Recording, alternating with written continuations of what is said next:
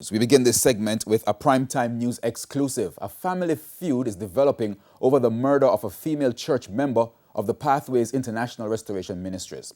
The deceased, Tanika Gardner, is a resident of St. James. Our reporter Kirk Wright is in the parish and now reports. Denise Thomas is the aunt of Tanika Gardner, one of the victims of Sunday's deadly ritual at the Pathways International Restoration Ministries in St. James. Ms. Thomas, who lives in Flanker St. James, told us she was attacked by family members about 2 o'clock Wednesday morning. She's been accused of hiding information about Tanika's death. I was in my room sleeping and I hear my daughter crying out, "No, murder, no go kill my mother, no go kill my mother." So I jump up. By the time I jump up off the bed, my niece kicked the door open, him and she and my grandnephew and her friend, she have a lady friend with her. They kicked my door open, come in, start pull me to come out. She held me by, push me down and all of these things. She admits being at the church when her niece's throat was slashed, but says she was among several other worshippers waiting outside the church gate for their names to be called to go inside. She says the leader, Dr. Kevin Smith, was only allowing a certain number of people at a time inside the church in observance of the COVID-19 protocols. All I saw was our church bishop was sitting on the veranda there at the church on a chair. He had on a white shirt and a black pants, and he was there shouting and praising, and while the people knelt down there on their knees praying as well. So we could have seen them from outside of the road at the gate.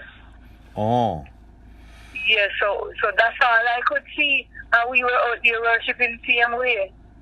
And he was directing us to shout hallelujah while he was throwing out some sodas and artificial stuff that we eat. She says the family members who tried to hurt her have accused her of keeping secrets for the pastor. I never have a private conversation with my church bishop yet to say that I am close to him and to know about his private life or what he's doing or something. The only thing I would know is what he said in church, that's all. Ms. Thomas, however, believes the move by the enraged family members is part of a ploy to get her out of the house. While we were in Flanker, we met Ricardo Johnson. He's the son of the deceased woman. He admitted that he visited Miss Thomas, but never intended to harm her. Everybody was grieved. And to the way how we grieve, we kick off the door. And I said, "Come here, we want to talk to you."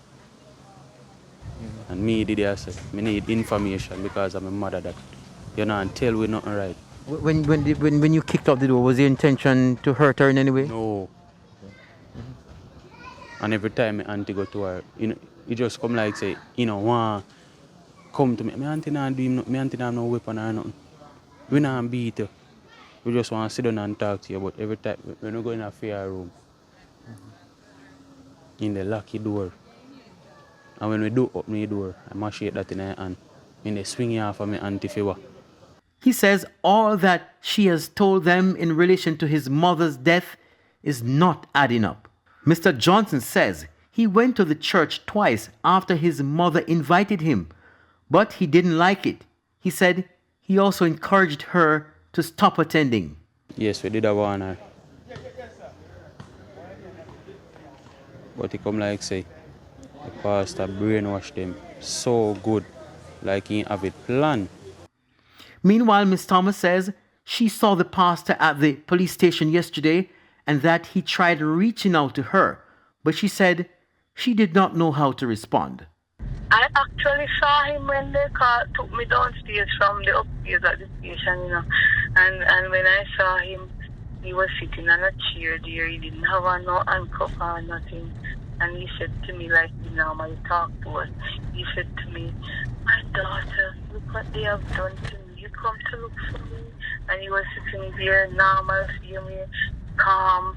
And I had on my mask and something. And I bowed my head to him man. He said, look at my hand, look what they did to me. And the police was there looking, asking, is this my bishop? And I said, yes.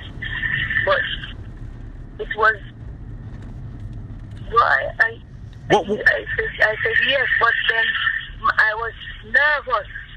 And I was looking at him to see if there was anything different about him. But there wasn't anything different looking at him. I didn't ask him no question about my niece, so, but I was nervous, you know. Why were you nervous? I was nervous because of knowing that my niece died, and the police told me that it was my pastor who actually, they said, order it and denied. Now, when we spoke to the aunt today, she was very emotional just speaking about her niece. She says all of these events have become too much for her to handle. Earlier today, she packed up and vacated the community.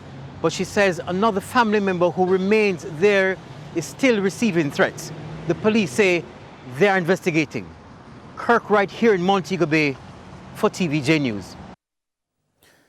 Meanwhile, the police say there is no evidence to suggest that a woman police who was among the congregants at the church fired at her colleagues. It's understood that although she was ordered to shoot at the police who stormed the building, she refused. According to investigators, 2 guns were seized, a Taurus 9mm pistol with the serial number erased and a licensed Glock pistol.